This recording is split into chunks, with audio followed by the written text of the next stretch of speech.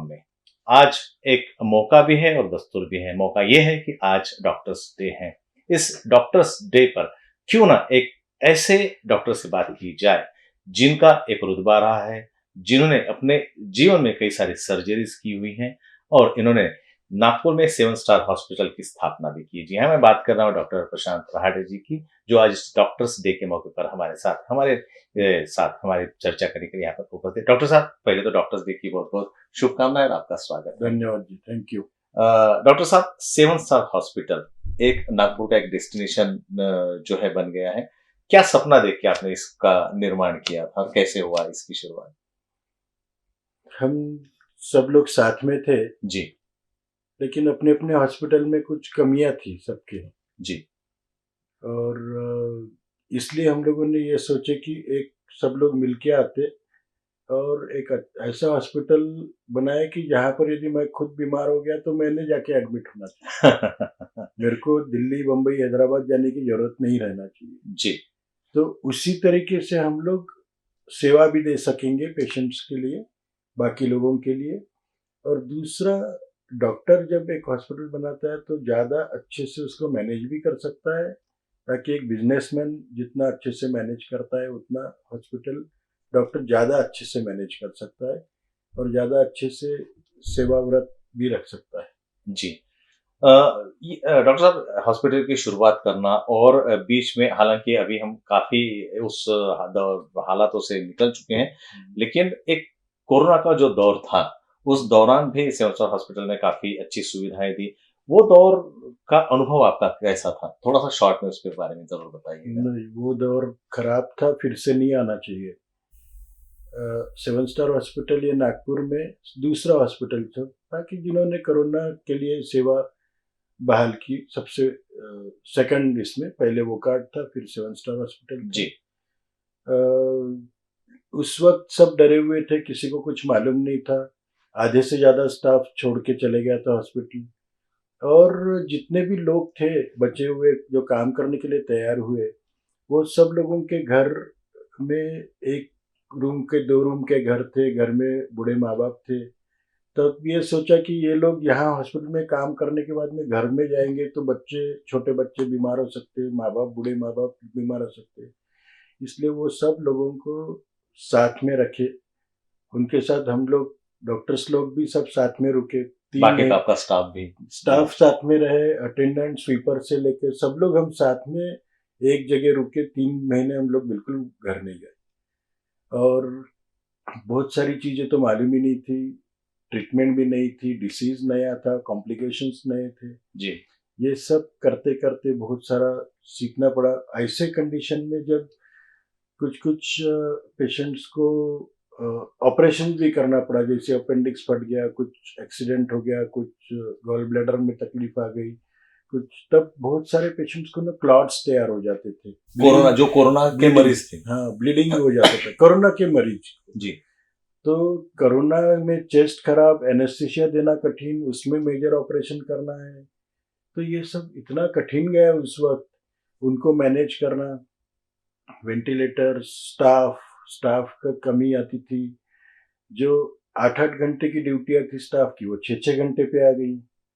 हर staff को extra पगार और वो सब मैनेज करना, ये बहुत कठिन गया था, बहुत कठिन। जी, आपने बिल्कुल सही कहा, क्योंकि देखिए, जो आपने एक्सपेंसेस की बात की, जहाँ पे आप बोल रहे हैं कि शिफ्ट अगर 6 घंटे की हो गई तो हॉस्पिटल के ऊपर में वो आर्थिक बोझा भी उस वक्त बढ़ गया होगा।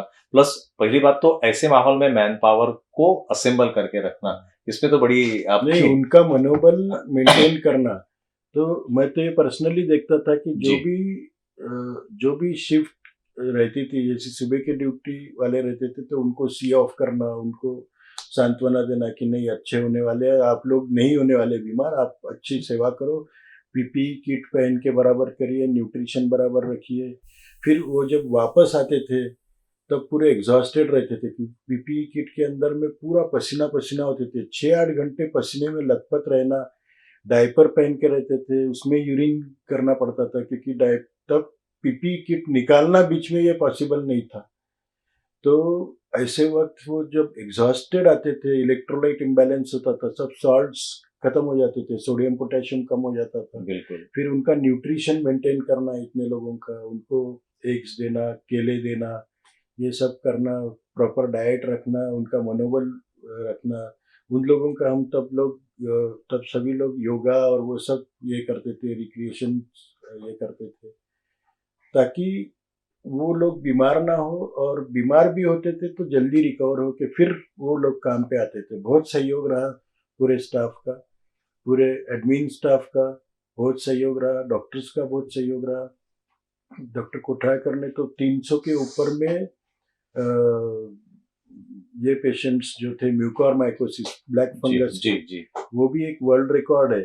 इतने पेशेंट एक हॉस्पिटल में एक आदमी ने ऑपरेट करना, ये भी एक रिकॉर्ड है। सच में ये, और ये नागपुर के डॉक्टर की टीम द्वारा किया गया। आप सच में जो आपने बात बताई, मैं डॉक्टर साहब मैं सैल्यूट करना चाहूंगा डॉक्टरी पेशे को।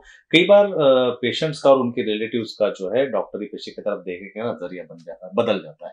इसके कई बुरे अनुभव भी आपके साथ में होंगे, लेकिन जो आपने बताया कि वो पीपी किट पहन के इतने घंटों आपने इस तरह की जो यातनाएं खुद झेली है, उसके बावजूद भी आपने सेवा भाव में कहीं कमी नहीं आने दी। आपका लक्ष्य यही था कि जो हमारे पेशेंट है वो सही तरीके से ठीक हो जाए उसको। और डॉक्टर्स डे के दिन तो इसके लिए आपका जरूर अभिनंदन भी होना चाहिए और आपका सभी ने धन्यवाद भी करना चाहिए। डॉक्टर साहब आप सर्जन हैं, है ना? और जब सर्जन होते हैं तो उसके लिए जो है एक सर्जरी मतलब अब कुछ कैंचियां चलानी पड़ती हैं, लेकिन जब ये चलानी पड़ती है तो पेशेंट के मन में एक अनायासी डर आ जाता है। तो ये डर को भगाने की कोई ऐसी है कोई प्रोसेस कि सर्जरी के नाम से लोग घबराए नहीं? हाँ, ये बहुत ही अच्छा सवाल आपने पूछा, और एक मुद्दा भी अच्छा है। इसमें एक टू वे कम्युनिकेशन जो जी रहता है जी वो जी। बहुत अत्यंत आवश्यक रहता है। हम लोग क्या करते हैं कि जो भी पेशेंट का ऑपरेशन रहता है, वो क्या ऑपरेशन होना चाहिए, क्या होने वाला है, इसके वीडियोज और एक मॉडल के ऊपर पहले ही उनको प्रात्यक्षिक दे देते हैं, जी। ताकि उनका डर पूरा निकल जाए। वो मेंटली और बहुत प्रिपेयर हो बार जाए। तो ऐसा होता है कि एक आधा कोई ना कोई पेशेंट सिमिलर सर्जरी का रहता है, उनके साथ में भी बैठ के वो इंटरव्यू हो जाता है। तो इसमें उनका पेशेंट का 90% डर खत्म हो जाता बराबर। है। और कुछ पेशेंट्स रहते हैं जो सच में कॉम्प्लिकेटेड रहते हैं, और क्या होने वाला है ये हम भी प्रेडिक्ट करना हमको कठिन जाता है। तो उनको तो पूरा एक टीम वर्क रहता है ऐसे पेशेंट्स का मैनेज करना। उसमें टीम रहती है, इंटेंसिविस्ट रहते हैं, फिजिशियन रहते हैं, सर्जन्स, एसोसिएट सर्जन्स, सभी रहते हैं। तो वो सब मिलके उनको साथ बराबर मैनेज करते हैं, उनका डर कम कर देते हैं। क्योंकि डर कम हो गया तो फिर उसका जो आउटकम रहता है पेशेंट का, और सर्जरी का जो आउटकम रहता है, ये हमेशा बेहतर रहेगा। डॉक्टर साहब एज अ सर्जन आप किस बात को प्रेफर करेंगे कि सर्जरी जरूरी हो, या आप जहां तक हो सके उसको टालने की कोशिश करेंगे मेडिसिन द्वारा? जहाँ पर आवश्यक है वहीं पे ही सर्जरी करना चाहिए हमेशा, ये तो ऑब्वियस है बिल्कुल। हाँ। और जहाँ पर नहीं है, जहाँ पर पहला ऑप्शन सर्जरी नहीं है, मेडिसिन है, तो पहले वही प्रेफर करना चाहिए। सर्जरी हमेशा लास्ट लास्ट लास्ट ऑप्शन, तो चाहे वो बीमारी कोई भी हो।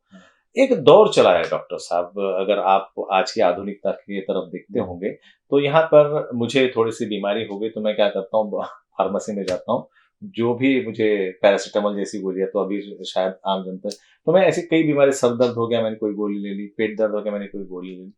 तो क्या ये सही है?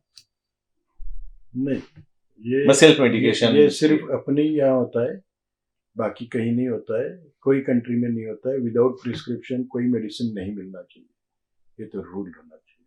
क्योंकि सर दर्द हो रहा है तो ये पता नहीं है ना कि ब्लड प्रेशर बढ़ने के कारण सर दर्द हो रहा है क्या। वो सर दर्द की गोली खा लेता, बीपी तो वैसे ही रहता है, और फिर बीपी के कॉम्प्लिकेशंस होते हैं। ये हर इसमें होता है। बहुत बार एसिडिटी एसिडिटी बोल के वो फार्मेसी में जाके एसिडिटी की दवाई लेता है, वो रहता है हार्ट अटैक। तो ये तो कहीं नहीं होना चाहिए कि विदाउट प्रिस्क्रिप्शन मेडिसिन नहीं मिलना चाहिए, कहीं ना और कहीं लोगों ने भी नहीं जाना चाहिए, जाना ही नहीं चाहिए। सेल्फ मेडिकेशन को हमने जहां तक हो सके उस Avoid चीज करना को अवॉइड कर लेना चाहिए। 7 स्टार हॉस्पिटल जो मैं कह रहा था कि एक पहचान बन चुका है, 7 स्टार हॉस्पिटल में आप क्या क्या सुविधाएं हमारे पेशेंट्स को आप मुहैया कराते हैं? उसमें अच्छी सुविधाएं हैं, रेडियोलॉजी की कंप्लीट सुविधाएं हैं, जी। सर्जरी के सभी विभाग की सभी सुविधाएं हैं, इंटेंसिविस्ट है वहाँ पर, राउंड द क्लॉक इंटेंसिविस्ट होते हैं। ऑलमोस्ट 50 बेड ये आईसीयू के लिए निर्धारित किए गए हैं, और सभी टाइप के पेशेंट्स के लिए जनरल वार्ड से लेके सभी टाइप के हैं। उसमें हमारे यहाँ पर एक जो सिस्टम है कि जो पूरे इंडिया में बहुत कम जगह है, जी। वो इंफ्रारेड इमेजिंग में सर्जरी करते हैं। यानी जो चीज आँख को नहीं दिखती है वो इंफ्रारेड इमेजिंग में दिखाई देती है। इससे रिजल्ट्स बड़े अच्छे आते होंगे। नहीं, रिजल्ट्स अच्छे आते हैं, कॉम्प्लिकेशंस कम होते हैं, सर्जरी जल्दी होती है, उसके कारण एनेस्थेशिया कम लगता है। तो ये बहुत सारी चीजें रहती है, और उसी के कारण हम लोगों ने एक नए टाइप की जो एनाटॉमी ढूंढ के निकाले। गॉल ब्लैडर सर्जरी के वक्त में एक आर्टरी जो रहती है, रक्त की धमनी, खून की धमनी जो रहती है, वो एक नए टाइप की दिखाई दी है वहां पर, और वो आर्टरी को हम लोगों ने क्लासिफाई भी किए।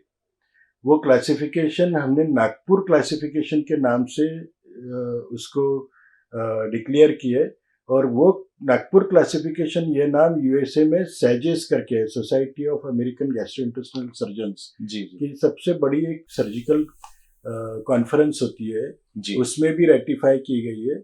और नागपुर में सबसे पहले बार कोई नागपुर के नाम से क्लासिफिकेशन भी डेवलप हुआ, मतलब एक समझ ली कि वो पेटेंट ही मिल गया उसको आपको। और ये तो तो हमको ये गर्व है कि नागपुर के लिए हमने कोई एक मेडिकल साइंस में नागपुर के नाम से हमने कुछ दिया हुआ है। बिल्कुल बिल्कुल, और ये आप, इसका श्रेय आपकी पूरी टीम को भी जाता है, और ये हमारे लिए भी, नागपुर वासियों के लिए भी बड़े गर्व की बात।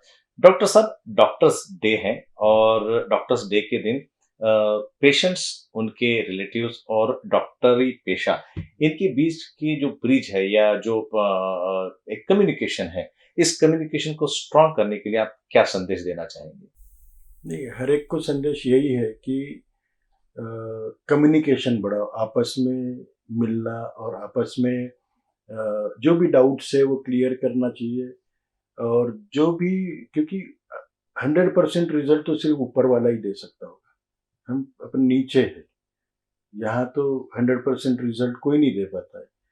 तो जब तक कि कोई भी पेशेंट यदि कॉम्प्लिकेशन होते हैं जी, तो कॉम्प्लिकेशन क्यों हो रहे हैं, क्या प्रॉब्लम है, कॉम्प्लिकेशन टैकल कैसे करने वाले हैं, किस तरीके से पूरी टीम जुड़ी हुई है, ये सब कम्युनिकेशन यदि ये मालूम होता है सबको, पेशेंट के रिश्तेदारों को, पेशेंट को, तो बहुत सारी जो खामियां रहती है कम्युनिकेशन नहीं होने के कारण वो निकल जाएगी, तो ये दूरी खत्म हो जाएगी। बिल्कुल सही बात कही आपने।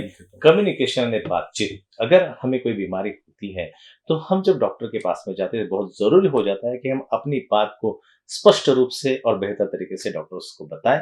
इससे फायदा ये होगा कि डॉक्टर्स को समझने में आसानी होगी, और हमारा इलाज जो है बहुत बेहतर तरीके से हो सकेगा। डॉक्टर प्रशांत राठी जी हमारे से बात करते हैं, जो कि 7 स्टार हॉस्पिटल के डायरेक्टर। बहुत अच्छे से उन्होंने हमें समझाया, और हम धन्यवाद भी देते हैं उनका, और हमारे प्रेक्षक और हमारी ओर से डॉक्टर साहब का बहुत बहुत शुक्रिया अदा करते हैं।